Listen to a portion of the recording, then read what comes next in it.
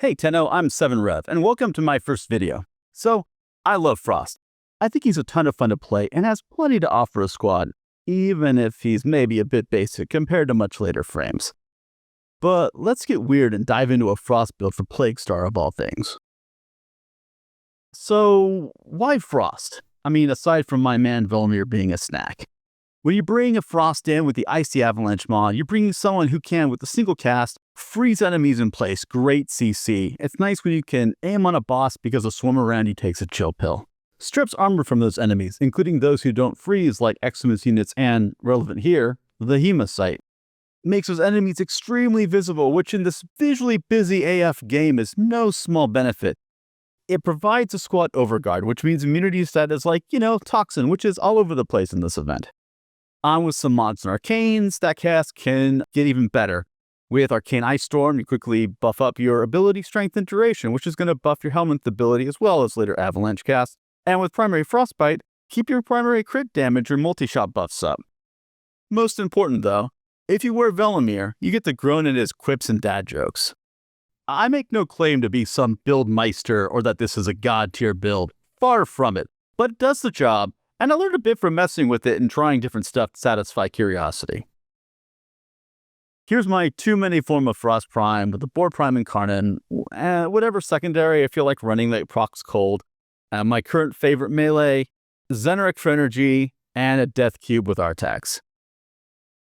Here's my Frost build. First, my Helminth ability. I swap Ice Wave for Nourish. I don't really use Ice Wave or Freeze in any of my Frost builds, since I save my energy for generating Overcard and doing 360 degree crowd control with Avalanche, or I'm using Globe on occasion. I replace Ice Wave because of the two abilities I don't really use, that's the more expensive one. So if I accidentally hit the wrong button on my controller and miscast Freeze instead of Nourish, that mistake only cost me 25 energy and a short animation time. But if I went the other way, then accidentally cast Ice Wave, each mistake's energy cost animation time are higher. For the mods, I'm a growing power simp, so that's my default aura. It does good work here. Cutting Drift isn't just for the range in this case, although it is for the range. Frost is slow, so whatever I can do to eke out a bit more speed without sacrificing too much utility is good. Archon Flow is just a must for Frost. It's not always going to be the case that cold ability is going to kill something, but when it does, that's great.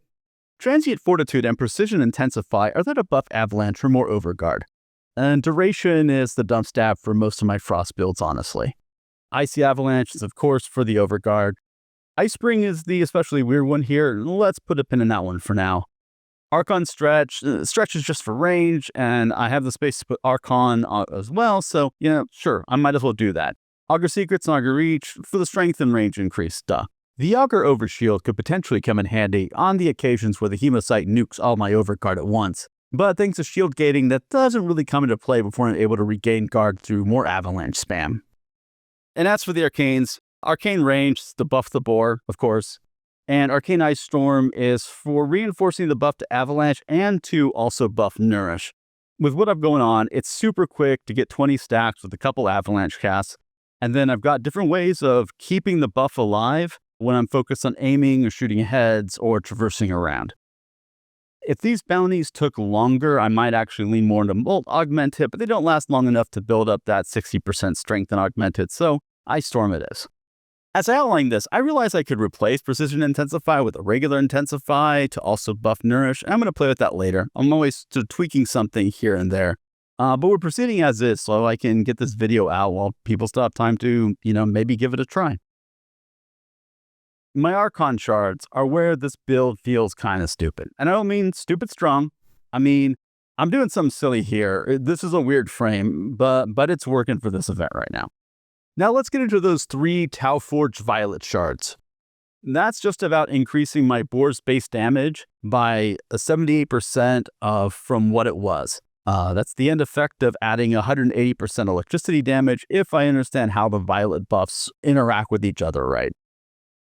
Normally, I have some ambers and crimsons on here instead of those violets, but I swapped those out for the event. So the reason I added these violets was I wanted to do what I could to take out a head in one opening cycle. That way, in case I'm the only one focusing fire on a given head, then it can either be taken out or be close to taken out.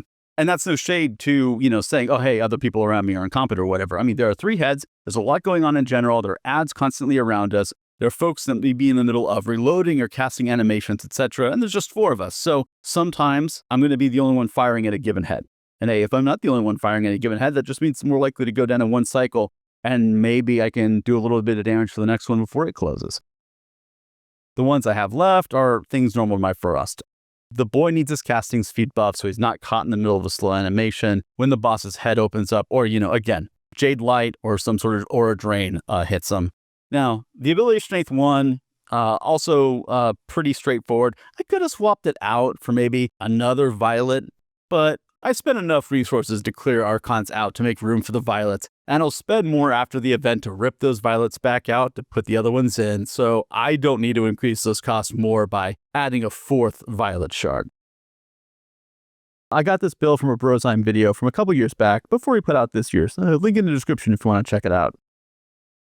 Finally, let's get into my companion. I chose Death Cube for energy generator since this build is energy hungry and it also helps my squad mates who might be energy hungry. Duplex Bond is part of the energy generation as well. The rest is pretty standard. I got this build from a friend, messed with it a little bit. It's worked pretty well for me for running my energy hungry frames. And I like Artax. Artax is a simple meal well made.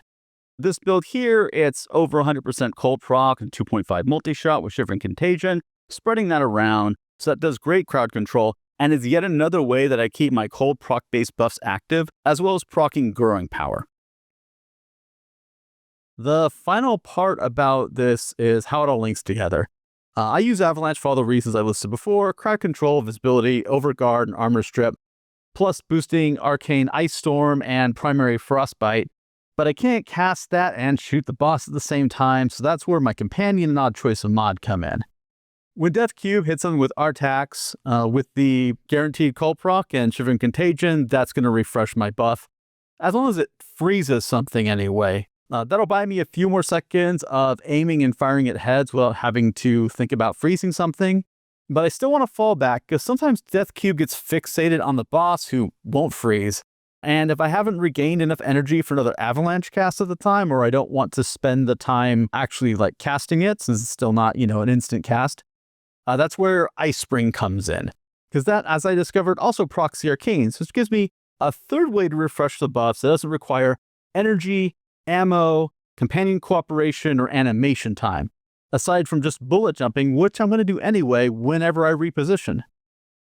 So that's how all those work together to keep me at max buff during the Hemocyte shooty times. If you reached this far, thank you. I hope some of you got something out of it and maybe even feel inspired to try some non-meta frame to keep the grind from getting you down, to play with filling different squad niches, or are inspired to seek new insights and understanding about the game by trying your own weird builds. I cut a bunch out of the video to keep it short, and because Warframe's math is bonkers.